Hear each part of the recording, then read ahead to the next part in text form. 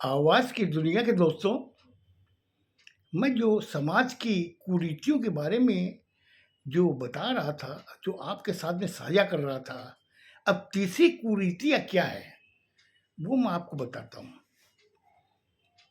सुनिए, तीसरी कुरीति ये है कि हमारे समाज में जो पहले जो हमारे बुज़ुर्ग जो चला के आए हैं, चलाते आ रहे हैं, उसी की हम लोग रीख पीटते हुए हम लोग अब क्या करते हैं कि लड़कों को अगर घर में लड़का हुआ तो हम लोग उसको उतना सम्मान देते हैं जितना लड़की होने पर नहीं देते हैं। मैं आपको एक किस्सा बताता हूँ। हमारे काफ़ी करीब के रिश्तेदार हैं, उनके पहले लड़का हुआ। लड़का होने के बाद के अंदर बहुत खुशियाँ मनाई गई। वो जो हमारे करीब के जो रिश्तेदार हैं, उनकी अभी उम्र करीब 75 के करीब हो गई है। और दूसरा जब हुआ, अटेम्प्ट हुआ, उस समय भी लड़का हुआ।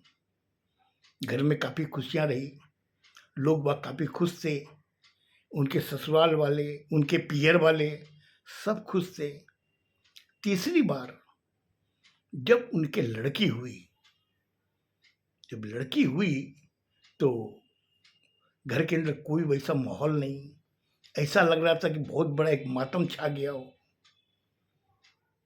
ऐसे ही एक दिन मैं ऑफिस से उनके यहाँ पे गया, यानी जहाँ पे वो अपना कार्य करते थे, उस स्थान पर मैं गया तो देखा कि वो चबूतरे पे बैठे हुए दोनों हाथों से अपना माथा पकड़े हुए बैठे हुए थे। मैंने उन्हें देखा, देख के मैंने कहा क्या बात है, अब काफ़ी चिंतित हो, कोई समस्या है, कोई तकलीफ है आपके? बोले नहीं नहीं नहीं, ऐसी बात नहीं है, मैं क्या बताऊं, मेरी उम्र अभी करीब 62 साल हो गई है। हमने बहुत अच्छी बात है, 62 साल हो गई है। बोले इस समय मेरे घर में एक लड़की पैदा हुई है। हमने कहा तो घर में लक्ष्मी आई है, एक लड़की का पैदा होना इस घर के अंदर बहुत बड़ी बात है, क्योंकि लड़के तो भाग्यशाली के पैदा होते हैं और लड़की जिस घर में पैदा होती है वो सौभाग्यशाली होता है। उन्होंने कहा सुनिए, ये ज्ञान देने के लिए बहुत अच्छा है, लेकिन आप मेरी उम्र देखिए, आज ये लड़की हुई है, इसका पालन पोषण करने के बाद इसकी पढ़ाई करवानी, उसके बाद में इसकी शादी करनी, कौन करेगा? मैंने कौन करेगा? आपने जो 2 बच्चे पैदा किए वो करेंगे, उनकी तो बहन है। बोले कौन किसका करता है? हमने कहा आपने तो अपने बच्चों को बड़ा किया है, तो वो तो आप उसके पिता हो तभी तो आप कर रहे हो, और वो लड़की जो है उनकी बहन है, ज़रूर वो करेंगे। बोले नहीं नहीं नहीं यार, मेरी ज़िंदगी बर्बाद हो गई। हमने मैं कहा आपकी ज़िंदगी बर्बाद कैसे हो गई? बोले मेरे समझ में नहीं आ रहा क्या होगा। मैंने तो अपने जो राजस्थान में मेरे रिश्तेदार रहते हैं उनसे मैंने कह दिया है कि देखो भाई, घर में लड़की हुई है तो इसका जो भी खर्चा वगैरह तुम उठा लेना। हमने कहा आप क्या बात बोल रहे हो? अरे ये जो बच्चियां जो आती है ना घर के अंदर, जिस घर के अंदर खुशहाली आने का जब संकेत होता है, तब घर में लड़कियां पैदा होती है। आप उस खुशियों को ठुकराना चाहते हो?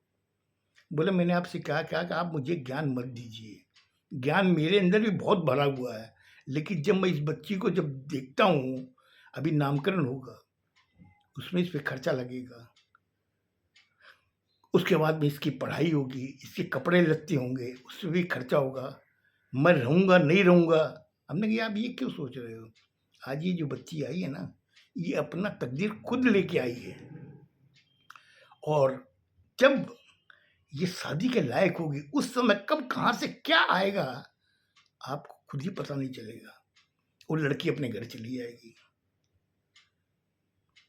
बोले देखिए आपकी बातें तो मुझे बहुत अच्छी लग रही है, आप बहुत अच्छी संतावना देते हो, लेकिन मेरे समझ में नहीं आ रही है। मैंने कहा कि सुनिए, आप जो अभी इस बच्ची के 20 साल बाद का भविष्य जो देख रहे हो ना, छोड़ दो। आज आज में जियो। आज उस बच्ची को देखना है, आप ही को संभालना है। आपके बच्चे भी छोटे हैं, उसको बड़ा करो, अच्छी उसकी परवरिश करो। आप सोचिए, ये चीज मैंने आपको जो एग्जाम्पल जो दिया इसलिए दिया कि हमारे समाज की जो कुरीतियां हैं, उसके अंदर आदमी का जो स्वभाव है, जो उनकी सोच है, वो टोटल एकदम नेरो टाइप की है, मतलब बहुत छोटी सोच है। अरे मेरे समझ में नहीं आता है, आज ईश्वर ने अगर बच्चा पैदा किया तो उसके खाने का भी इंतजाम ही वही करेगा। आप करने वाले कौन हो?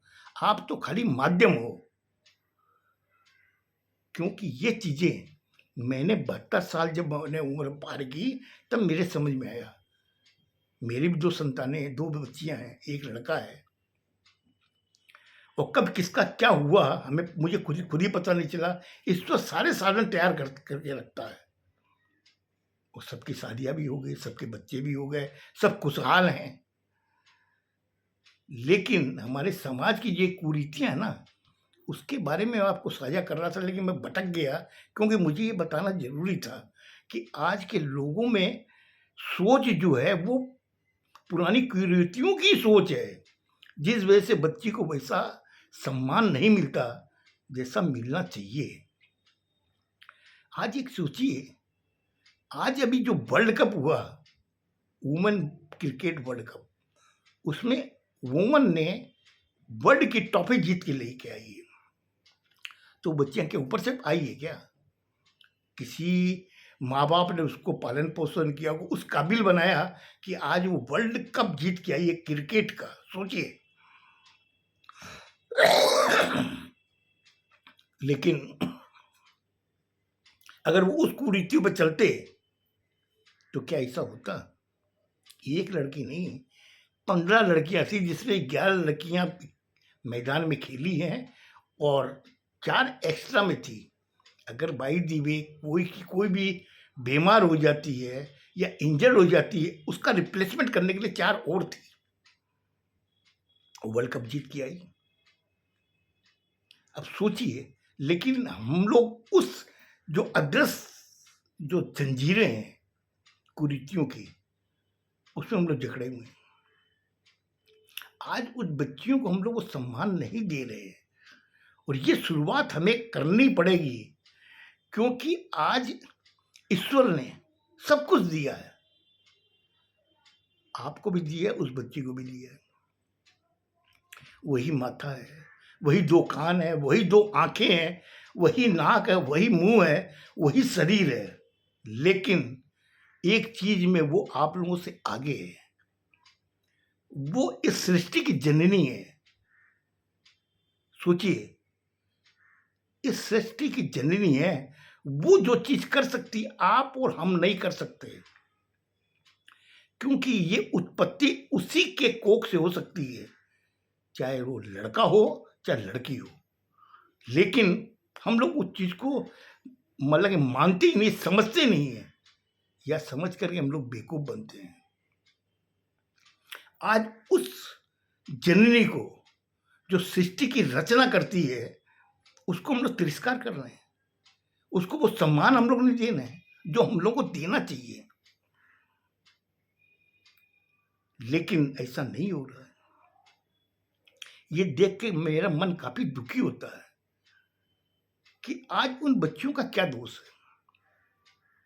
आज ईश्वर ने आपके घर में भेजा है।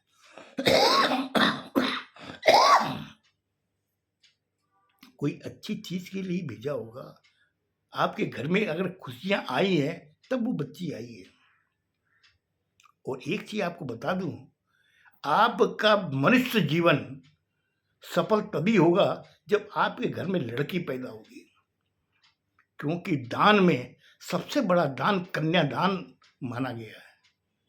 आप जब तक कन्यादान नहीं करोगे तो आपका मनुष्य जीवन एकदम बेकार है। लेकिन हम तो उस कुरीतियों में चल रहे हैं, उसकी लीक पीट, उससे जो जकड़े हुए हैं, उससे हम अलग नहीं हो पा रहे हैं। काफ़ी ऋषि मुनि संत हर चीज़ का ज्ञान दे रहे हैं, लेकिन वो जब हम लोग किसी महात्मा के यहाँ पर जब शिविर में जाते हैं, शिविर में बैठ के 2 घंटा उनके प्रवचन सुनते हैं, लेकिन जब उठते हैं ना तो कपड़े झड़का करके हम लोग बाहर निकल आते हैं। उनका ज्ञान वहीं उसी शिविर में छोड़ के चले आते हैं हम लोग। क्यों? क्योंकि हम तो उस जो कुरीति चली आई उसी के वशीभूत होकर के हम लोग रहेंगे। अब सोचिए ये क्या हो रहा है। अब ये सब चीजें सोच करके मैं भी परेशान हूं। जहां तक ख्याल है मैंने आपको जितनी बातें बताई आप भी परेशान होंगे। इसके आगे की चीज मैं कल बताऊंगा। खुश रहो, स्वस्थ रहो, धन्यवाद।